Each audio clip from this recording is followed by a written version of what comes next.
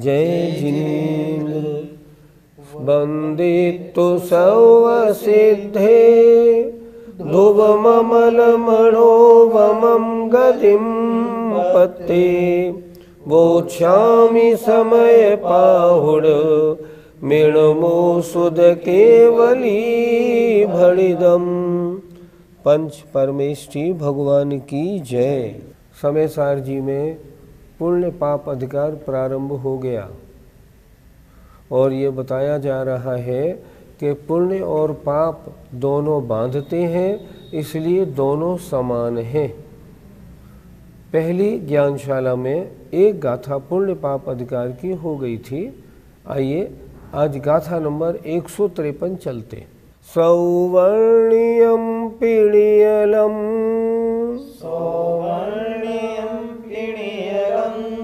बंधदि कालाय संपिजः पुरुषम बंधदि कालाय संपिजः पुरुषम बंधदि एवं जीवम बंधदि एवं जीवम सुहम सुहम वा कदम कम्मम सुरम सुहम वा कदम कम्मम। बोलिए। सौवर्ण्यम पीड़ियलम बंधदि कालाय संपिजः पुरुषम बंधदि एवं जीवम सुहम सुहम वा कदम कम्मम। सौवर्ण्यम पीड़ियलम बंधदि कालाय संपिजः पुरुषम बंधदि एवं जीवम सुहम सुहम वा कदम कम्मम। गाथा के एक एक शब्द का अर्थ ध्यान दीजिए। सौवर्णियम सोने की, पी भी ण्यल माने बेड़ी, बंधदी बांधती है, और कालायसम अर्थात लोहे की बेड़ी भी, जह माने जैसे, पुरुषम माने पुरुष को बांधती है। अगर सोने की बेड़ी लगो तो भी बंधन हो गया, लोहे की बेड़ी हुई तो भी बंधन हो गया। एवं इसी प्रकार जीवम माने जीव को बंधदी बांधता है, शुभम अशुभम शुभ और अशुभ, कदम माने किया गया कर्म, अर्थात शुभ कर्म करो या अशुभ कर्म करो, दोनों किए गए कर्म जीव को बांधते हैं। कर्म का बंध तो है ही, इसलिए जीव को बांधते हैं। आचार्य क्या कहना चाह रहे हैं? आचार्य कहते हैं यद्यपि जो शुभ बंध है और अशुभ बंध है उसमें इतना अंतर है कि शुभ बंध सोने की बेड़ी, अशुभ बंध लोहे की बेड़ी, लेकिन दोनों बंधन तो है ही। इसी प्रकार उन्होंने कहा जीव चाहे शुभ कर्म का बंध करे चाहे अशुभ कर्म का बंध करे, बंध तो है ही। फिर एक बार देखें। सौवर्णियम सोने की, भी नियम माने नियलम माने बेड़ी, बंधदी बांधती है, और कालायसंपि लोहे की बेड़ी भी, जह माने जैसे, पुरुष को बांधती है। तीसरी लाइन पे आइए।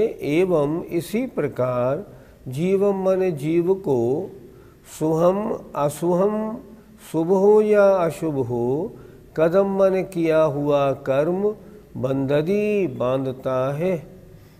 ये नहीं सोचना है कि शुभ कर्म किया है तो बंध नहीं होगा, बंधेगा तो, अशुभ से भी बंधेगा। लेकिन आचार्य ने अंतर बता दिया, एक लोहे की बेड़ी है, एक सोने की बेड़ी है, इस तरह दोनों में अंतर तो है, पर बंद दोनों करते हैं। अर्थ देखिए, जैसे सोने की बेड़ी भी पुरुष को बांधती है और लोहे की बेड़ी भी बांधती है, इसी प्रकार शुभ या अशुभ किया हुआ कर्म जीव को बांधता है।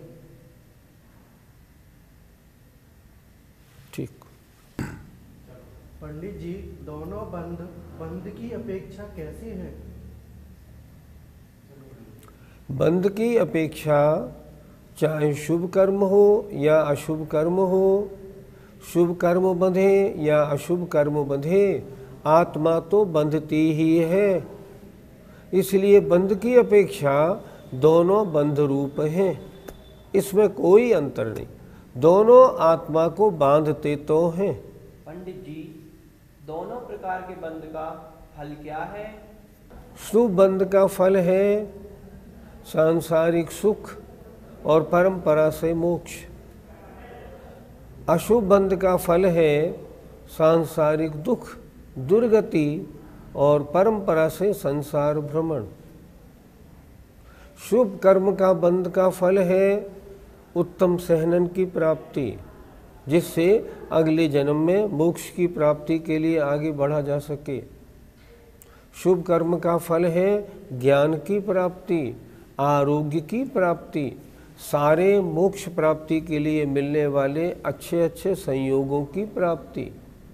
अशुभ कर्म का फल है दुर्गति की प्राप्ति, सहनन भी बुरा मिलना, शरीर भी बुरा मिलना, सारे संयोग भी खराब मिलना, ताकि वो मोक्ष मार्ग में नहीं बढ़ने दें और इतनी समस्याएं हो जाएं जो व्यक्ति धर्म या मोक्ष के बारे में सोचे ही नहीं। शुभ बंध सांसारिक रूप से अच्छा है, लेकिन अगर सांसारिक सुखों की कामना के लिए धार्मिक कार्य किए गए हैं तो वे तो पाप बंध ही कहे हैं। आचार्यों ने सांसारिक सुख की कामना के लिए किए गए पुण्य को क्या कहा है? पापानुबंधी पुण्य। और आचार्यों ने लिखा है ये पापानुबंधी पुण्य तो पाप ही है, क्योंकि इस पुण्य के फल स्वरूप जब इस जीव को सांसारिक वैभव मिलेगा तो ये आसक्ति पूर्वक भोगेगा और दुर्गति का पात्र होगा। इसलिए जो बंध मोक्ष प्राप्ति, आत्मकल्याण की दृष्टि से जो शुभ बंध किया गया है वो परंपरा मोक्ष का कारण है, जबकि अशुभ बंध तो अति निंदनीय है, एक इंद्रिय और नरक निगोद में ले जाके पटकने वाला है। इसलिए अशुभ बंध तो सर्वथा हेय है। पंडित जी, हमें दोनों प्रकार के बंधनों को समान मानना चाहिए? हमने पहले भी बताया था, आचार्य कुंद महाराज ने ये समय सार ग्रंथ हम गृहस्थियों की अपेक्षा नहीं लिखा, ये तो उन मुनि महाराजों की अपेक्षा लिखा है जो शुभोपयोग शुद्धोपयोग में आते जाते रहते हैं, उनकी अपेक्षा लिखा। उनकी अपेक्षा हमको क्या बात समझना, शुद्धोपयोग में रहो, शुभोपयोग या अशुभोपयोग में जाने का क्या काम। शुद्धोपयोग में बंध नहीं, शुभोपयोग अशुभोपयोग बंध का कारण है। उनकी दृष्टि से दोनों समान हैं। अब मैं आपसे प्रश्न करता हूँ, अगर आप धार्मिक कार्यों को और पाप कार्यों को समान मान लोगे तो करोगे क्या? ये बताओ, क्या करोगे? अरे पाप कार्यों को छोड़ के पुण्य कार्यों में लगो, ये आगम का आदेश है। जब तक हम गृहस्थी में हैं हमारा कर्तव्य है पाप कार्यों को छोड़ें और पुण्य कार्यों में लगें, लेकिन एक धारणा ज़रूर बनाई हुई रखें कि जब तक पुण्य और पाप कार्यों में हम लगे हैं ये मोक्ष मार्ग नहीं है। हाँ, अगर पुण्य कार्यों में लगेंगे तो मोक्ष मार्ग मिलेगा, पाप कार्यों में लगेंगे तो मोक्ष मार्ग और दूर होगा, कभी मिलेगा ही नहीं। इसलिए हमें क्या करना है, हमें दोनों में अंतर मानना है और अंतर मानने के साथ साथ पाप कार्यों में बिल्कुल नहीं लगना। हम तो गृहस्थी हैं, गृहस्थी में तो पाप कर्म होते ही होते हैं, ठीक, फिर भी जितने कम हो जाए उतने कम से कम करें। और गृहस्थी में भी रहते हैं तो प्रतिमाओं को धारण कर लें ताकि पाप और कम हो जाएं। पापों को बढ़ाने की बात नहीं करें, ऐसे व्यापार नहीं करें, ऐसा खाना पीना पहनना ओढ़ना उनसे दूर रहें जिनमें हिंसा होती है, उन सब से दूर रहें। किस कार्यों में लगें? पुण्य कार्यों में लगें, ये हमारा कर्तव्य है। इसलिए जितने श्रोतागण हैं मैं उनसे कहता हूँ, आपके लिए पाप हेय है, वर्तमान में पुण्य उपादेय है। जो एक गाथा थी इसमें शुद्धो शुद्धादेशो, गाथा नंबर 12, उसकी टीका में पंडित जयचंद जी ने स्पष्ट लिखा है, जो गृहस्थी हैं उनके लिए तो पुण्य कार्य उपादेय, पाप कार्य हेय हैं। और जब मुनि बनने की नौबत आएगी तब हम सोचेंगे पुण्य कार्यों से बच के अपने को शुद्धोपयोग में लगना है, तब ये दृष्टि हमारी यथार्थ सामने आएगी। अभी अगर ले लेंगे तो करेंगे क्या? पंडित जी, गुणस्थानों की अपेक्षा इन दोनों में कौन सा हेय है, कौन सा उपादेय है, इन दोनों में क्या अंतर है? एक बात तो बहुत स्पष्ट समझ लें, सम्यक दृष्टि, हम गृहस्थियों की दृष्टि कैसे होनी चाहिए? श्रद्धा में तो ये हेय है दोनों प्रकार का बंध। क्यों? कि ये मोक्ष मार्ग में लगाने वाले नहीं, लगा भी देंगे प्राथमिक तो मोक्ष प्राप्त कराने वाले नहीं। मोक्ष प्राप्ति के लिए तो शुद्धोपयोगी ही बनना पड़ेगा। इसलिए उस अवस्था में तो वैसी ही दशा होनी चाहिए। अब गुणस्थान की अपेक्षा अगर हम देखें तो पहले 4 गुणस्थान तक, 5वें गुणस्थान तक, 6ठे गुणस्थान तक निरंतर जो शुभ कार्य हैं वे उपादेय हैं, लेकिन श्रद्धा में शुद्धोपयोग ही उपादेय है। 7वें गुणस्थान में जो मुनि महाराज आते जाते हैं वो निरंतर इस कार्य में लगे रहते हैं कि कब शुद्धोपयोग हो, कब शुद्धोपयोग हो। शुद्धोपयोग घर गृहस्थी में तो होता नहीं, छुल्ला गेलक बन जाए, आरिका बन जाए तो भी होता नहीं, वो तो मुनि महाराजों के होता है। और उन मुनि महाराजों के जो बहिरंग क्रियाओं में उलझे नहीं है। अगर बहिरंग क्रियाओं में उलझे हैं तो शुद्धोपयोग का दूर दूर तक कोई प्रश्न नहीं है। इसलिए गुणस्थान की अपेक्षा पहले 4 गुणस्थान उनके लिए भी शुभ उपादेय है, अशुभ हेय है। 5वां और 6ठे गुणस्थान में उनमें भी शुभ उपादेय है, अशुभ हेय है। 7वें गुणस्थान में जो मुनि महाराज ध्यान लगा रहे हैं उनके लिए तो वहाँ अब शुभ बंध भी लगभग हेय सा है, शुद्धोपयोग ही उपादेय है। निरंतर प्रयत्नशील रहते हैं कि मेरे परिणाम इन बहिरंग शुभ कार्यों से हटें और आत्मा में आएं। इस तरह गुणस्थान की अपेक्षा समझना चाहिए। गाथा नंबर 153 का पद्यानुवाद देखिए। 2 बेड़ियाँ कनक की एक लोह की है, जो एक सी पुरुष को कस बांधती है। लो कर्म भी अशुभ या शुभ क्यों न होवे, त्यों बांधते नियम से जड़ जीव को वे। कितनी अच्छी तरह लिखा है, चाहे शुभ कर्म हो या अशुभ कर्म, जीव को तो वे बांधते ही हैं। आइए अगली गाथा देखते हैं। 154।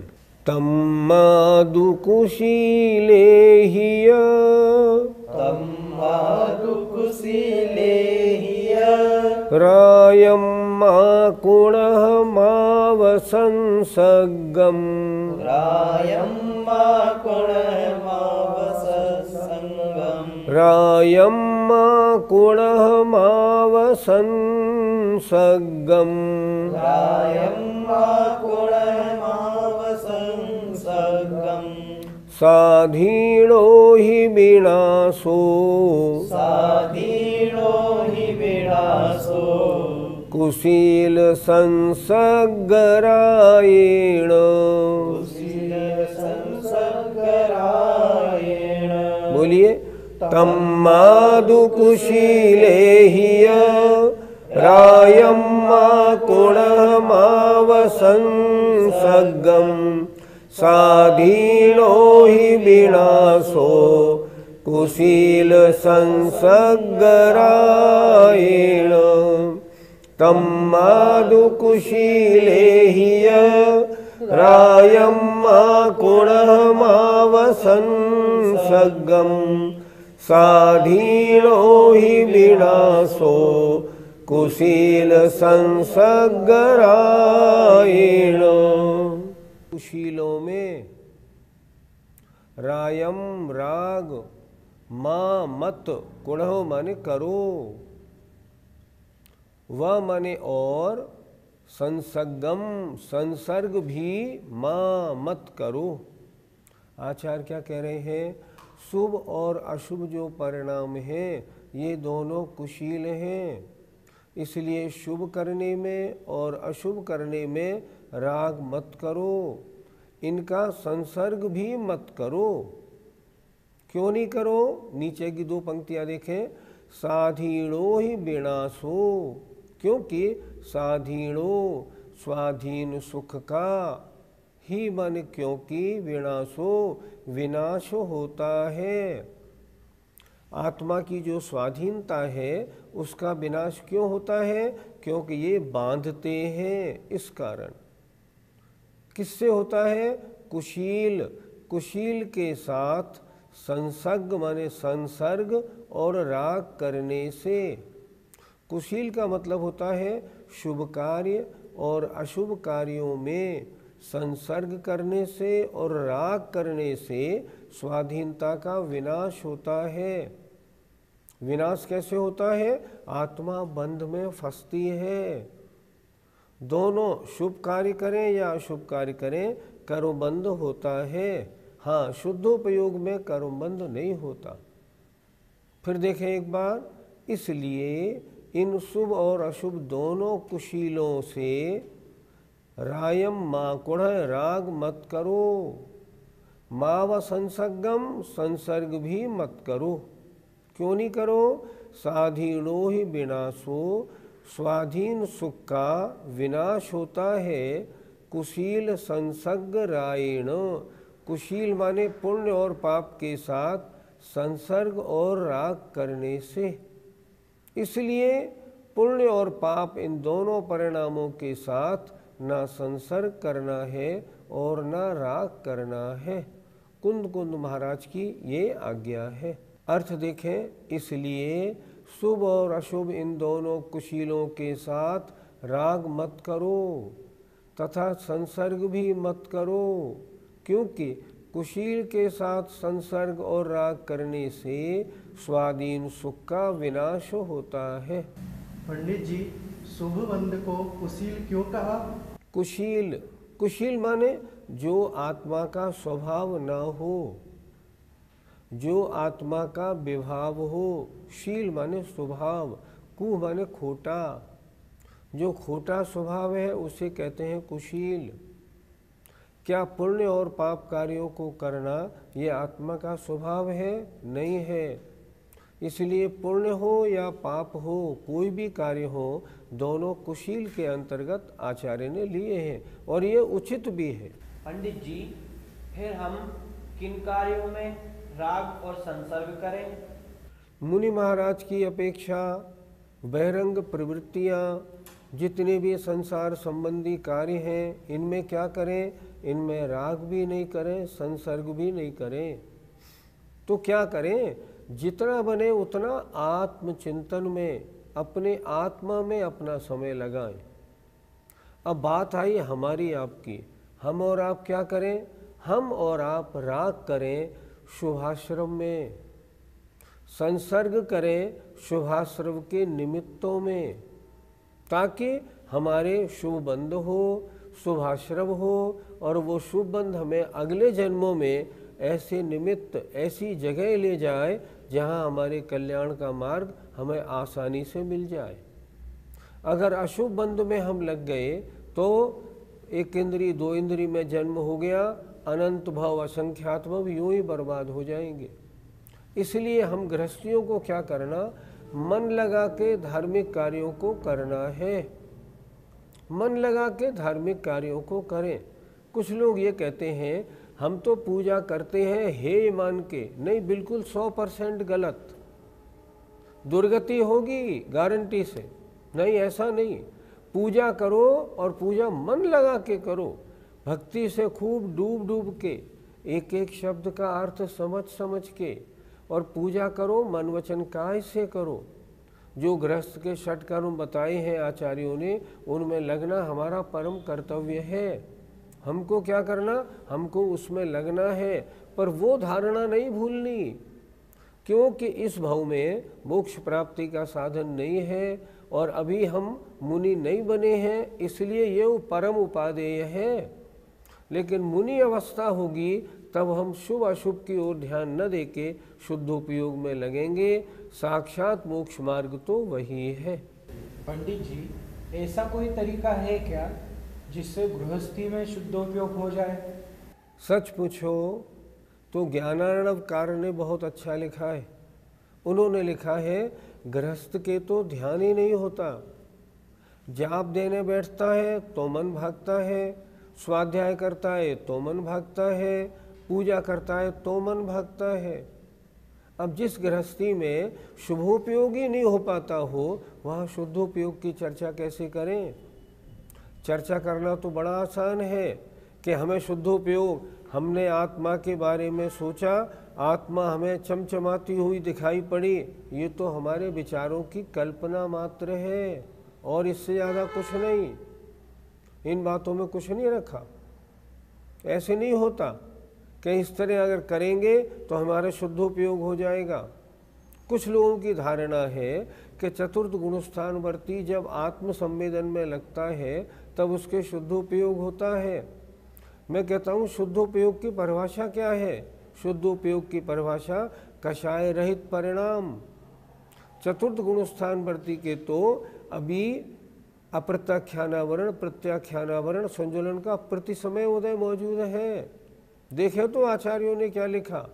जब आचार्यों ने लिखा है इनके ध्यान चिंतन ही नहीं होता, शुद्धोपयोग तो बहुत दूर है, उसका तो कोई प्रश्न ही नहीं है। वज्र की लकीर है लिखी हुई, गृहस्थियों को, वस्त्र सहित लोगों को कभी भी शुद्धोपयोग त्रिकाल में ना हुआ है, ना आज होगा, ना हो सकता है आगे। किसी भी शास्त्र में इसका उल्लेख नहीं मिलता, समर्थन नहीं मिलता। इसलिए ये धारणा तो छोड़ दें। फिर क्या करें? जैसे बने वैसे शुभोपयोग मन लगा के करें। मैंने देखा आजकल तो कुछ लोगों ने पूजा करना छोड़ दिया। उन्होंने कहा नहीं, पूजा करना तो बेकार का काम है, हम नहीं करते। हम क्या करते हैं? हम तो मात्र स्वाध्याय करते हैं। बिल्कुल गलत। श्रावक के कर्तव्यों में स्वाध्याय क्या लिखा बाद में? पहले लिखा देव पूजा गुरु पास्ती। सबसे पहले देव पूजा। पहले जो आते थे 4 कर्म लिखे थे गृहस्थों के लिए, उसमें लिखा था दानम पूजा मुखम सावय धम्मम न सावया तेण बिना। दान और पूजा श्रावक के मुख्य धर्म है, इसके बिना श्रावक नहीं। जब इतना स्पष्ट लिखा हुआ है फिर पूजा से क्यों भागना? पूजा मन लगा के करना, एक एक शब्द सोच सोच के, समझ के करना, अच्छी सामग्री से करना, हर तरह से ऐसी भक्ति में डूब के करना जो हमको शुभ कर्म का महान बंध हो और अगले भवों में हमें मोक्ष मार्ग मिल जाए। गाथा 154 का पद्यानुवाद देखते हैं। दोनों शोभा शोभ कुशील कुशील त्यागो, संसर्ग रागो इनका तज नित्य जागो। संसर्ग राग इनका यदि जो रखेगा, स्वाधीनता विनशति दुख ही सहेगा। जय जिनेंद्र। इस कार्यक्रम के पुण्यार्जक परिवार हैं श्रीमती पूनम जैन, धर्मपत्नी श्री सुभाष जैन, गुणायतन शिखर जी, मानक चंद, कमला देवी, राकेश, नीतू, ऋषभ, सौम्या एवं Ayushi Musharraf, B123, Sethi colony, Jaipur, Rajasthan. Shri Parasnath re rolling mills limited, Durgapur 1, Bardhaman, Paschim Bangal. Amita Jain, wife of Anil Kumar Jain. Sangeeta Jain, wife of Vipin Kumar Jain. Sheel Jain, wife of Narendra Jain. Hightone trading company, Shalimar Bagh, Delhi 88। माता श्री निरंजनाबाई सरोदे के स्मरणार्थ Sunanda wife of professor Umesh Chandra Sarode Nagpur, Rekha wife of Abhay Kumar Sontakke Karanja, Madhuri Jain Nagpur, Nishigandha Band CA, wife of doctor Shailesh Band Amravati, Rutika wife of Saurabh Sarode Pune, Pushpak Jain, Swastik Band, Spraha Sarode. स्वर्गीय श्री चिमनलाल फूलचंद शाह, स्वर्गीय Kamlaben Chimanlal Shah, doctor Rajnikant C Shah, Leena R Shah, Samarth R Shah, Dhwani S Shah, Nishchal R Shah, Junali N Shah, Aagam Nirmay एवं नियम शाह, अहमदाबाद गुजरात। गर्भ गौतम जैन, सुपौत्र अशोक कुमार रतनलाल जैन, नूतन गौतम प्राची, आदित्य महिमा, सलोनी निरंजन अरहन आराध्य, तारदेव अंधेरी मुंबई। श्रीमती संतोष सी सिंघई, श्रीमती वर्षा आलोक जैन, श्री आलोक जैन, कुमारी त्रिशला जैन, कुमारी अनमोल अग्रवाल।